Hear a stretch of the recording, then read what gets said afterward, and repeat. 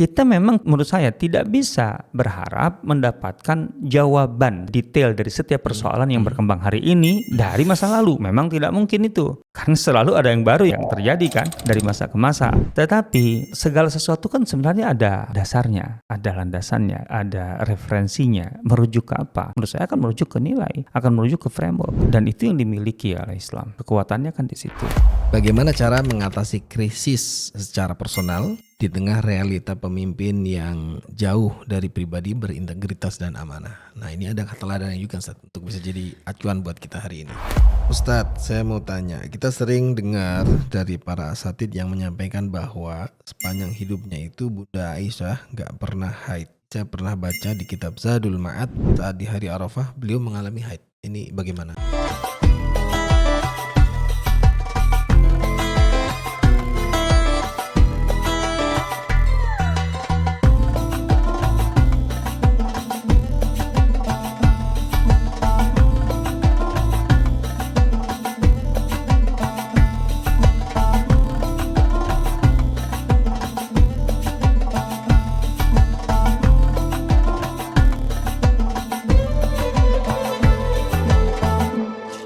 Assalamualaikum warahmatullahi wabarakatuh. Alhamdulillah wassalatu wassalamu ala rasulillah wa ala alihi washabihi wa mawalah wa ba'd.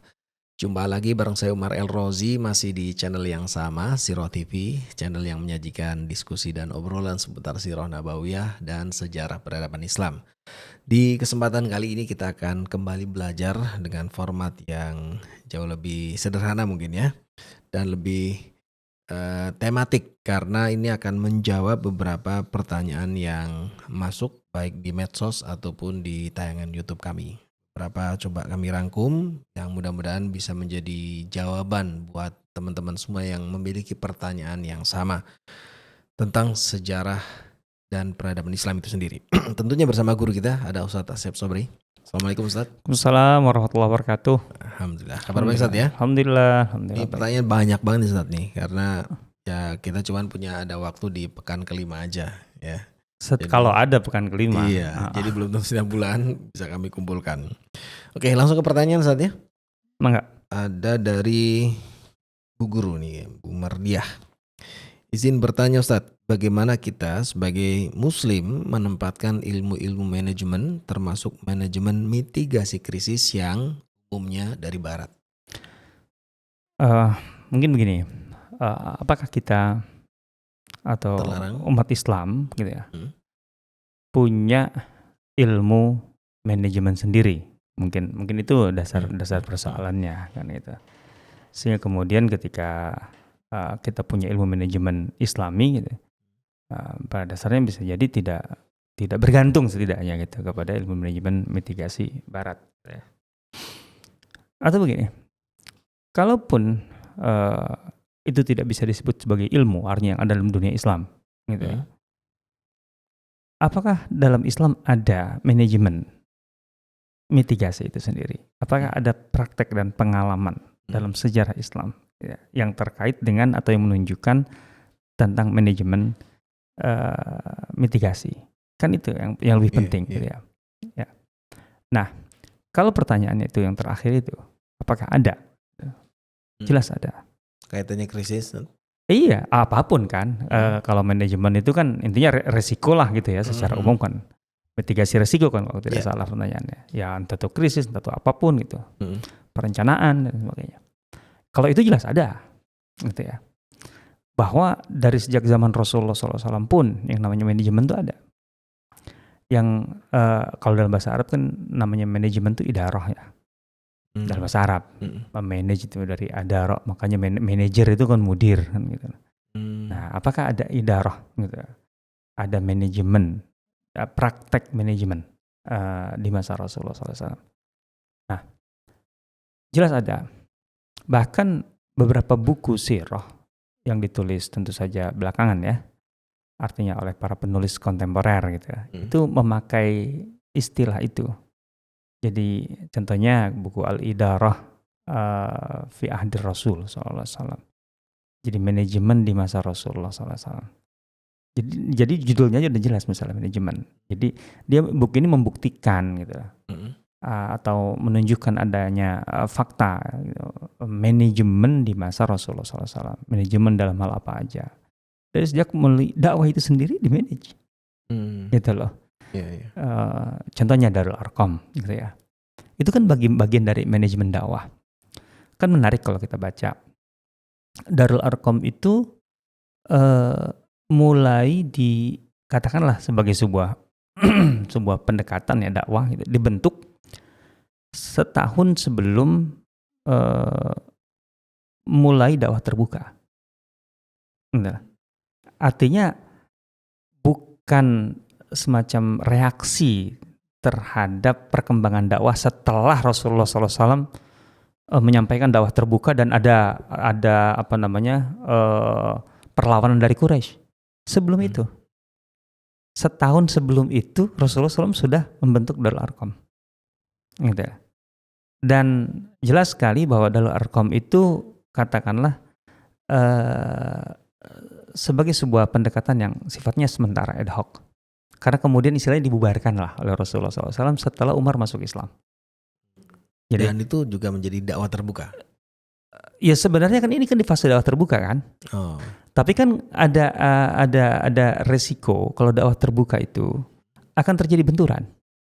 Bagaimana Rasulullah SAW itu kelihatan sekali berupaya untuk meminimalisir benturan itu, supaya katakanlah beban yang beliau tanggung itu di satu sisi menjadi lebih ringan di saat para sahabat yang tidak punya backup, gitu, itu tidak berbenturan langsung dengan orang-orang musyrik Quraisy. Bukan kekhawatiran karena Rasulullah dan sahabat saat itu masih lemah. Ya otomatis kan, dasarnya kan memang ada kondisi itu kan. Makanya kan ketika para sahabat sebagian itu tidak punya backup yang kuat, itu kan sulit untuk menghindari intimidasi yang liar dan sebagainya. Maka kemudian untuk bisa terus mengembangkan dakwah di internal, terutama di para sahabat yang sudah masuk Islam, maka dibutuhkanlah penghubung, gitu loh. Nah, penghubung itu adalah hub lah gitu. Hub itu adalah Darul Arqam. Kan Darul Arqam itu lebih untuk ke internal. Bagaimana menguatkan yang sudah masuk Islam dan sekaligus meringankan risiko benturan, gitu lah. Nah, sementara Rasulullah SAW itu sendiri kan beliau punya banyak modal ya, artinya untuk meminimalisir benturan karena secara pribadi aja beliau sangat disegani, kan gitu. Belum lagi ada backup dari keluarga Abu Thalib, gitu ya, dan Bani Hashim secara umum kan gitu ya. Jadi lebih ringan gitu. Dan bagaimanapun kan Rasulullah SAW dengan perhatian beliau yang kepada sahabat itu begitu tinggi, akan sangat sulit kalau semua para sahabat juga menghadapi resiko yang sama kan. Makanya ini kan jelas mitigasi kan ini. Mitigasi resiko itu adalah Arqam itu. Jadi di-manage oleh Rasulullah dakwah itu. Clear sekali di sini. Itu. Artinya bahkan ini di awal-awal di Mekah sebelum Rasulullah SAW punya kekuasaan yang kuat sekali seperti di Madinah nanti kan. Di Mekah aja beliau sudah membuat itu. Jadi kalau prakteknya ada. Jadi buku seperti itu. Ada buku klasik, artinya katakanlah buku ya kategorinya klasik lah. Bahkan sudah mulai ada kesadaran di antara ulama-ulama Islam itu untuk membahas bagian spesifik dari Sirah Nabawiyah terkait dengan itu.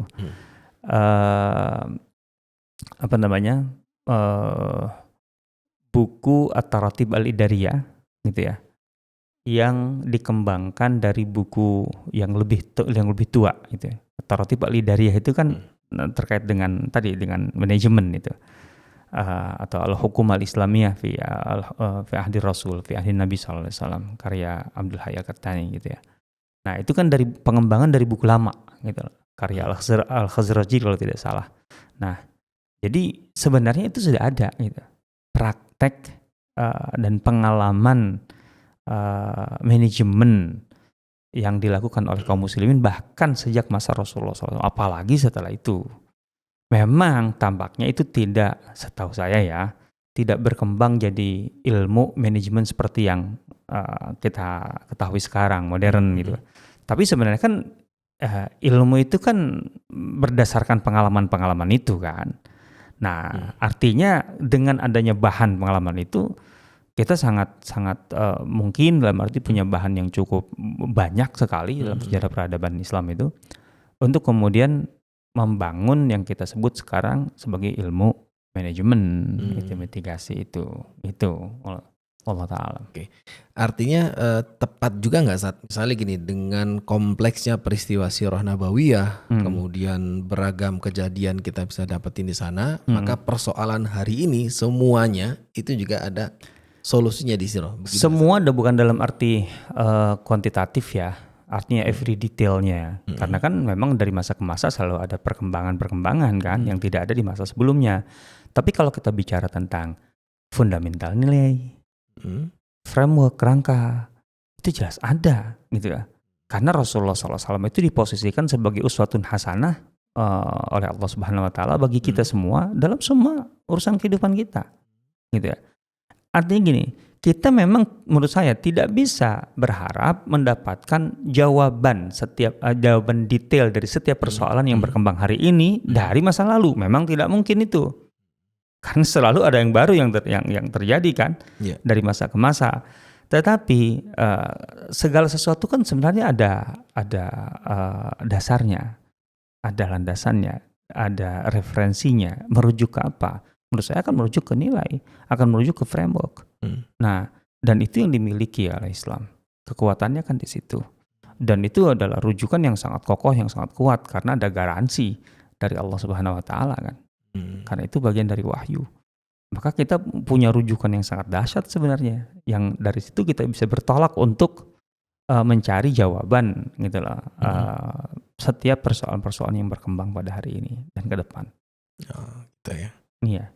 Nah, melanjutkan ke pertanyaan berikutnya. Adakah jawaban atau landasan dari pertanyaan Della Amelia? Bagaimana cara mengatasi krisis secara personal di tengah realita pemimpin yang jauh dari pribadi berintegritas dan amanah? Nah, ini ada teladan juga Ustaz, untuk bisa jadi acuan buat kita hari ini. Kalau ya ini saya garis bawahi kata personalnya gitu loh. Apa maksudnya individual gitu ya. Secara artinya kita masing-masing itu bagaimana sih kita bersikap atau menghadapi persoalan di mana sistem yang mengelilingi kita itu tidak ideal kan gitu loh, atau bermasalah gitu.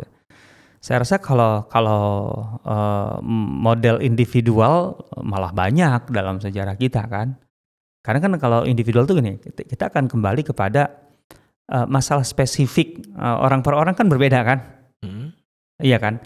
Contohnya secara ekonomi, masalah ekonomi. Orang yang secara individual dia kaya, dengan dia miskin, menghadapi sistem yang amburadul ini kan pasti akan berbeda. Kan berbeda kan gitu. Orang yang punya jaringan yang cukup luas dengan orang yang tidak punya jaringan pasti akan berbeda itu. Ada kondisi-kondisi spesifik yang tidak bisa disamakan gitu loh. Dalam hal ini ya jawaban kita atau jawaban saya bisa jadi terlalu general gitu ya, tidak bisa otomatis bisa dipraktekkan oleh orang per orang gitu ya, karena memang setiap orang punya latar belakang permasalahan yang spesifik gitu ya. Tapi ya secara umum justru kita punya kekayaan model kalau bagi saya gitu ya, bagaimana menghadapi situasi yang tidak ideal seperti ini. Yang jelas ada kaidah-kaidah yang mengikat kita sebagai muslim. Intinya dalam Islam itu kita harus zero tolerance terhadap yang disebut kemungkaran. Dalam Islam kan itu man ra'a minkum munkaran, dalam sebuah hadis Rasulullah SAW menyatakan siapa yang melihat kemungkaran gitu ya, maka intinya tidak boleh toleransi dengan kemungkaran itu. Nggak boleh, kita nggak boleh membenarkan, nggak boleh ikut hanyut gitu ya. Intinya harus ada penolakan. Tinggal masalah kualitas penolakan. Nah itu dikembalikan kepada kondisi spesifik kita. Gitu. Falyughayyirhu, makanya harus ditolak kan, bahkan diubah kemungkaran itu. Nggak hanya ditolak, harusnya diubah. Cuman pengubahan itu atau upaya mengubahnya itu ya tergantung kepada kapasitas, kepada kemampuan. Gitu. Yang memang mampu dengan istilahnya tangannya direct ya dengan tangannya gitu. Artinya dia bisa memitigasi gitu ya, bahwa kemungkaran itu ada dalam batas kemampuannya untuk dia ubah secara langsung. Ya lakukan itu, nggak boleh diam, gitu loh. Artinya melihat isu Palestina antara kita yang ngomong tentang isu Palestina, bagaimana kontribusi saya secara pribadi terhadap Palestina, kan beda dengan seorang kepala negara yang punya tentara, punya anggaran militer, punya senjata, ya kan harus berbeda dong. Jangan kemudian ya kita sabar ya, semua ya nggak bisa dong. Beda level ya. Maksudnya nanti pertanyaan dari Allah kan berbeda loh. Artinya kan kita kan bertanggung jawab di hadapan Allah kan, ya kan berbeda dong, kan gitu loh. Fa illam yastati, ketika kemampuan dia itu tidak memadai gitu loh, memperbaikinya secara direct kan, fabilisanihi, maka ya dengan yang dia mampu. Kalau dia punya kemampuannya di lisan, tulisan, artinya ide, pemikiran, gagasan, sampaikan itu.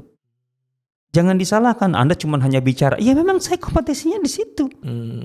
Oh saya nggak punya senjata kok, masa saya harus pakai senjata kan gitu kan.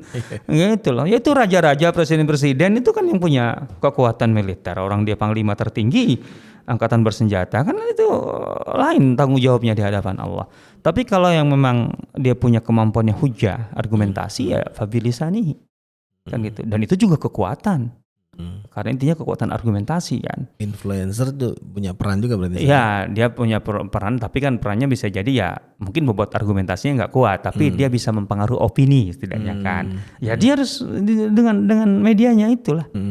Nah, kalau kemudian juga tidak berada di level itu, ya, nggak boleh juga membenarkan.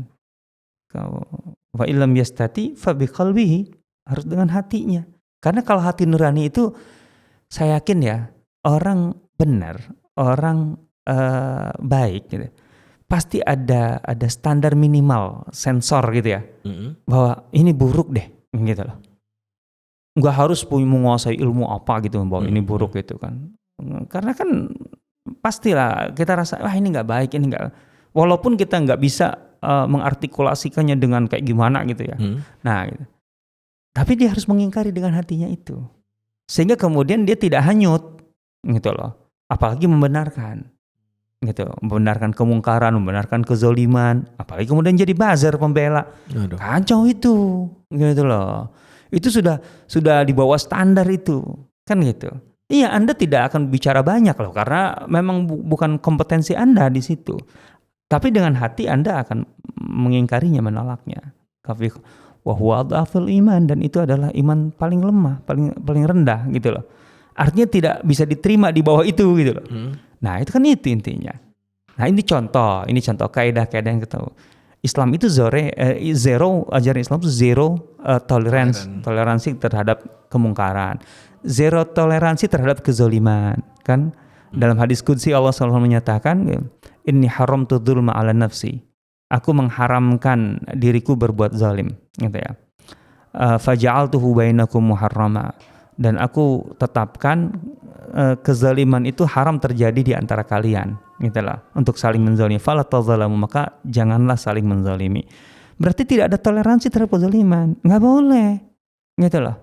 Artinya jangan sampai kita mengambil kesimpulan atau penafsiran yang kesimpulannya kezaliman itu kita benarkan gitu. Nggak boleh. Nggak ada toleransi terhadap kezaliman itu. Kezaliman itu nggak boleh kita toleransi. Kan gitu. Kembali lagi sih, bagaimana kemudian menghadapi kezaliman? Ya kembali kepada kayak tadi kaidahnya. Masalah kemungkaran. Kan gitu. Lebih kurang sama kan. Jadinya seperti itu. Karena kezaliman itu jelas kemungkaran. Ya. Oh iyalah, masa kezaliman bukan kemungkaran. Artinya kezaliman bagian dari kemungkaran kan. Gitu. Oke. Nah, itu dia. Jadi ada tahap dan step-stepnya saja. Ya. Dan batasan kompetensi kita. Ya. Gitu yang membuat kemudian cara kita bisa berbeda-beda. Kapan kita mengukur batasan kompetensi kita itu? Nah, ini dia. Kita di posisi mana gitu? Secara ontologis makanya seorang muslim itu harus bisa mengidentifikasi dirinya. ada di level mana gitu. Halaka mru'un lam ya'rif qadra nafsi, ada ungkapan itu akan musibah lah, hancurlah seseorang itu kalau dia tidak mengetahui, menyadari batasan dirinya itu seperti apa, kan gitu. Makanya kita harus tahu definisi manusia itu apa, kenapa kita diciptakan oleh Allah sebagai manusia, apa ikatan kita sebagai manusia itu dengan Allah Subhanahu wa taala. Alastu bi rabbikum qalu bala syahidna, kan gitu kan. Ini ja'ilun fil ardi khalifah, bahwa kita itu menjadi khalifah di muka bumi, itu ja'lun ilahi. Ini bukan opsional. Saya emang gak mau jadi khalifah, mau jadi orang biasa saja. Ya gak bisa. Karena memang Allah itu menciptakan manusia itu untuk menjadi khalifah. Keberadaan, artinya alasan eksistensi kita. Kita eksis itu sebagai khalifah. Kalau kita kemudian tidak mengambil peran sebagai khalifah, ya ambiar kita. Sama dengan wa ma khalaqtul jinna wal insa illa liya'budun gitulah. Artinya memang untuk menghamba. Nah, kalau manusia kemudian menolak menghamba kepada Allah, kemudian menuhankan dirinya atau menuhankan orang lain atau pihak lain, hancur, ambiar. Karena memang Allah menciptakannya sebagai hamba, menghamba kepada Allah saja. Kan gitu. Bukan pilihan ya. Bukan pilihan, itu pada dasarnya. Artinya kalau Anda menolak ini sebagai framework gitu yang Allah tetapkan, ya hancurlah. Hancur. Makanya halaka mru'un lam ya'rif qadra nafsihi. Hancurlah, binasalah orang yang tidak mengenal batasan-batasan dirinya. Gitulah. Tidak bisa, kita harus pandai, harus bisa mengidentifikasi diri kita. Itu dasarnya. Gitu ya. Oke, lanjut Zat, ke pertanyaan berikutnya. Ini masih terkait dengan ini Zat. Tayangan YouTube 2 episode sebelum ini ya, tentang gubernur 3 periode. Urwah bin. Iya. Ini bukan gubernur di sini ya berarti ya? Bukan. Gubernur Yaman. Agak kaget juga 3 periode. Iya. Maksimal 2 deh. Gitu. Ya, pertanyaan adalah apa batasan spesifik seorang pejabat boleh menikmati atau mengambil harta dari negara untuk dirinya atau untuk keluarganya? Perlu diketahui ya, pejabat itu berhak untuk mendapatkan gaji. Itu dari sejak masa Rasulullah SAW praktek itu. Jadi ada satu hadis Rasulullah SAW pernah menyatakan begini. Ini maknanya ya, secara makna. Siapa yang kami angkat sebagai pejabat, gitu ya, berarti kan mengurusi urusan orang banyak, ya kan itu ya, pejabat tuh. Maka dia berhak, maksudnya sebagai pejabat, kalau dia belum punya rumah untuk mendapatkan rumah, gitu loh. Kalau untuk mendapatkan istilahnya gaji lah, gitu. Yeah. Gaji dan tunjangan, gitu. Kalau bahasa gitu, gaji dan tunjangan. Yeah. Karena memang dia diangkat sebagai pejabat sehingga tenaganya, kemudian waktunya yang itu sebenarnya adalah untuk pribadi dan katakanlah keluarganya, itu kemudian dipakai untuk mengurusi urusan orang banyak. Yeah. Maka kemudian dia harus mendapatkan imbalan dari situ. Itu kaidahnya. Gitu lah. Yang repot kalau ada pejabat nggak ngurus urusan rakyat tapi kemudian dapat tunjangan, itu parah kalau itu. Okay. Yang parah itu. Jadi kaidahnya kan itu dasarnya. Jadi pejabat publik itu kan berarti waktunya, pikirannya, tenaganya yang itu tadinya untuk dirinya, untuk keluarganya dipakai untuk melayani orang lain. Maka dari situlah dia berhak mendapatkan imbalan. Dari itu sejak zaman Rasulullah SAW. Makanya Abu Bakar sebagai pengganti Rasulullah SAW gitu kan ya. Langsung setelah Rasulullah SAW. Dia mendapatkan gaji kok. Per tahunnya 250 dinar. Berapa rupiah kalau sekarang? Ya kalau sekarang berarti kan 100 dinar itu kurang lebih sudah 1,4 M ya. Atau 1,2 M. Berarti sekitar 3 M lah. Per tahun. Iya. Kecil ya dibanding pengusaha ya. Kan beliau pengusaha. Beliau pengusaha lebih dari itu. Dan itu penetapan angka itu yang penting, menarik ya. Abu Bakar itu. Nah, itu standarnya gimana tuh? Jadi tadinya 200 dinar per tahunnya gitu loh. Abu Bakar kemudian masih bisnis masih dagang ke pasar. Umar marah, narik Abu Bakar, sini kau tuh bukan nggak boleh lagi di sini, itu urusan orang tuh nggak selesai itu. Ada rakyat istilahnya mau ngadu ngadap kamu kepadamu, nggak kau urusi. Lah salah kalian. Aku sebelum jadi khalifah itu, gitu. Aku punya penghasilan sekian karena aku punya tanggung jawab, kan gitu. Dengan yang kalian tetapkan nggak cukup. Jadi memang pengeluaran reguler atau hariannya Abu Bakar itu setahun itu memang berarti sekitar 3 miliar itu kan. Asik juga ya. Udah mau ahli surga gitu, pengeluarannya 3 miliar. Berarti kurang lebih kan sekitar 250 juta per bulan. Kayaknya ustadz sekarang belum deh. Aduh. Segera nyunah seperti beliau. Gitu salaf. Nah, jadi kayak gitu alasannya Abu Bakar tuh gitu. Jadi yang kalian tetapkan tuh kurang. Lah terus gimana kalau gitu? Tambahlah. Untuk menutupi hajatku sebagai kepala rumah tangga, sebagai aku ingin bersedekah. Kan memang Abu Bakar kan bukan hanya ngurusin keluarga inti kan. Dia punya sedekah rutin, punya apa kan. Itu. Dia minta tambahan anggaran. Iya, untuk menutupi itu. Sehingga dengan begitu aku gak perlu ke pasar. Dagang. Transaksi. Umar kan tetap nolak awalnya. Sampai Ali datang. Waktu itu juga Abu Ubaidah ada. Kata Ali, kenapa? Gini. Ya udah tambah aja kalau kayak gitu. Itu kan rasional. Nah, kata Umar, ya selama engkau setuju, kan sama-sama sebagai ahlu syura kan. Ya sudah, kita tambah. Nah, dari situ Abu Bakar tidak lagi transaksi.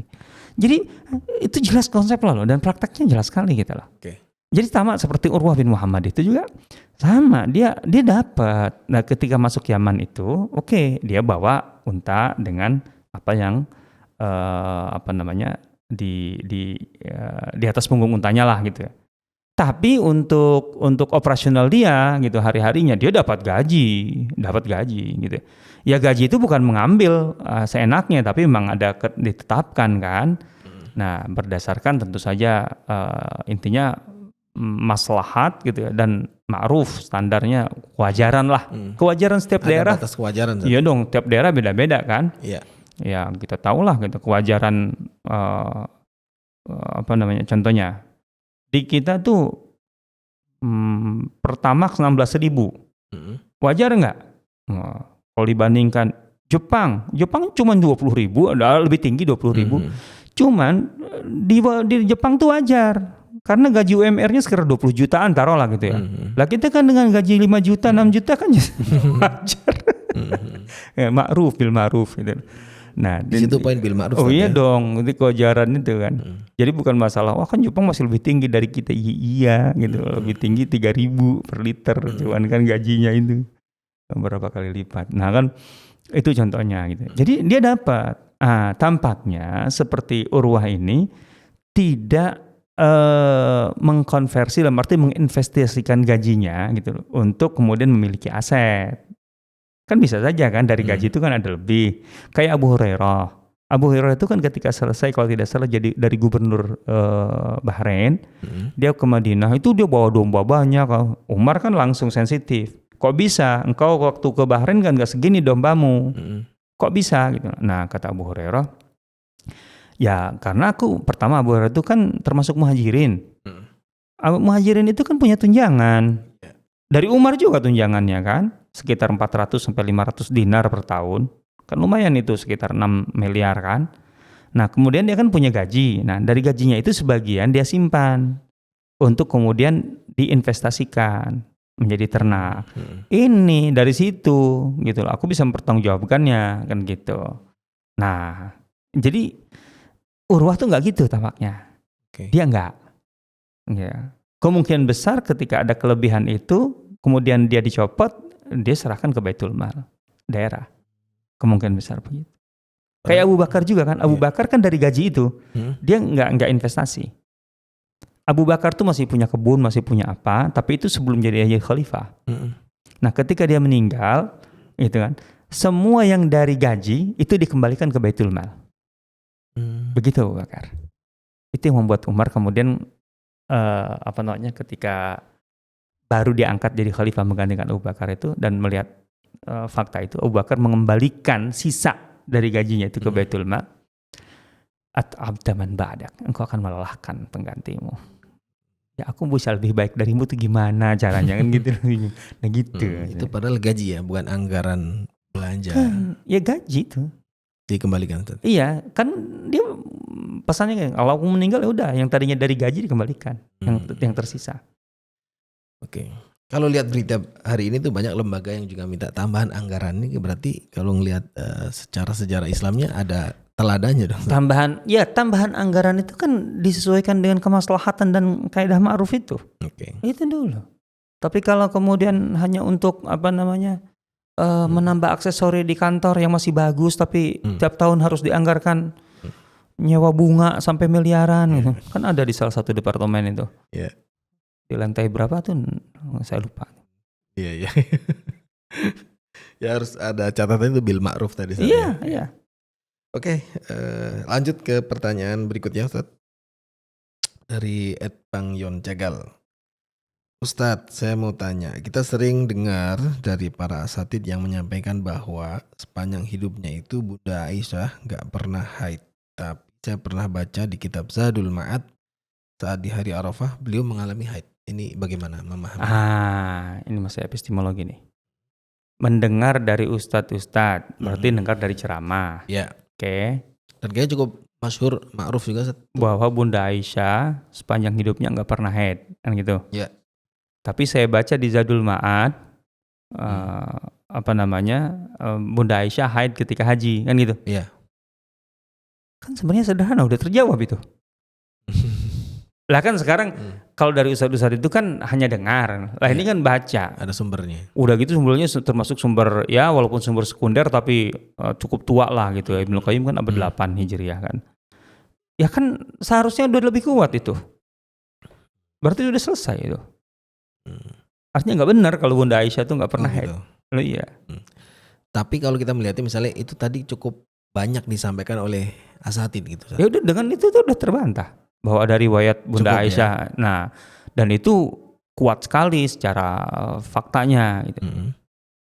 Kalau yang umroh pendukungnya, oke ya. Atau haji. Kemudian dia mau umroh lagi. Kebanyakannya ngambil mikot di mana? Yang terdekat si Tanim ya. Tanim. Ya. Tanim kan. Masjid Aisyah itu. Nah, Tanim itu kan lokasinya itu ada masjid sekarang kan. Ya. Maksudnya untuk ngambil mikotnya itu kan. Itu Masjid Aisyah. Makanya ini penting baca sejarah. Kenapa disebut Masjid Aisyah? Karena Bunda Aisyah ngambil mikot di situ untuk umroh setelah haji. Jadi ketika haji itu, gitulah, dia sempat haid. Orang-orang umroh, Bunda Aisyah nggak umroh, gitu loh. Nah, ketika mau pulang, Bunda Aisyah kemudian minta, ya Rasulullah, semua orang pulang dengan umroh dan haji. Aku cuma punya haji nggak umroh. Aku boleh umroh dulu nggak? Supaya juga aku juga umroh juga, haji juga. Kata Rasulullah, ya udah, ambil aja mikot terdekat dari situ. Maka kemudian dibawa oleh saudaranya, ditemani oleh Abdurrahman bin Abu Bakar gitu ya, untuk ngambil mikot di Tanim itu. Loh. Itu batasan haram. Iya kan di perbatasan haram persis kan, itu kan. Ada tugu haram itu kan, keluar dari tugu sedikit kan. Gitu lah. Makanya kalau orang ngambil mikot dari Tanim harus cepat langsung meniat di situ, karena kalau dia naik kendaraan dia masuk tanah haram. Walaupun biasanya diputerin lah, ada waktu jeda sedikit. Tapi yang penting dari fakta sejarahnya di sini, itu menunjukkan Bunda Aisyah karena memang dasar alasannya itu ketika haji sempat haid sehingga nggak bisa umroh, hanya haji saja. Makanya minta umroh. Jadi keberadaan Masjid Aisyah di Tanim itu bukti beliau memang haid. Luar biasa. Gitu. Jadi secara nasnya ada dari catatan fakta sejarahnya ada dan fakta sejarah juga. Ya, situsnya juga ada sekarang kan istilahnya. Respon kita terhadap asatidz yang mungkin menyampaikan hal yang kayak gini, Ustaz. Ya intinya kan menurut saya ini kan tinggal membaca lebih banyak aja sih. Gitu. Okay. Setiap orang kita ini kan punya kekurangan pasti. Maka sesuatu yang belum pasti kita ketahui, menurut saya ya kita ini dulu lah, kita verifikasi dulu, kita dalami dulu. Harus mulai membiasakan gitu, Ustaz. Iyalah, setiap orang punya kekurangan tentu saja. Ilmu terlalu luas untuk dikuasai oleh satu orang. Dalam nih. Oke. Siap. Kayaknya itu jadi pertanyaan terakhir, Ustaz. dan jadi ilmu baru buat kita ya, yang mungkin masih meyakini bahwa apa seperti yang ditanyakan oleh penanya tadi, dan mudah-mudahan menjadi tambahan ilmu sekaligus pemahaman buat kita semua. Jazakallah khair Ustaz ilmunya, informasi untuk kita semua. Dan demikian kita akan jumpa di episode berikutnya. Semoga dengan topik dan informasi dan ilmu yang jauh lebih menarik. Dan kita tutup dengan doa kafaratul majlis. Subhanakallahumma wa bihamdika asyhadu an la ilaha illa anta astaghfiruka wa atubu ilaik. Assalamualaikum warahmatullahi wabarakatuh. Saudara-saudaraku sekalian, para penyinta sirah nabawiyah dan sejarah peradaban Islam dimanapun berada, bagi Anda yang ingin mengikuti materi-materi eksklusif dari Sirah Community Indonesia, silakan bergabung dengan YouTube Membership yang bisa Anda akses di channel YouTube Sirah TV.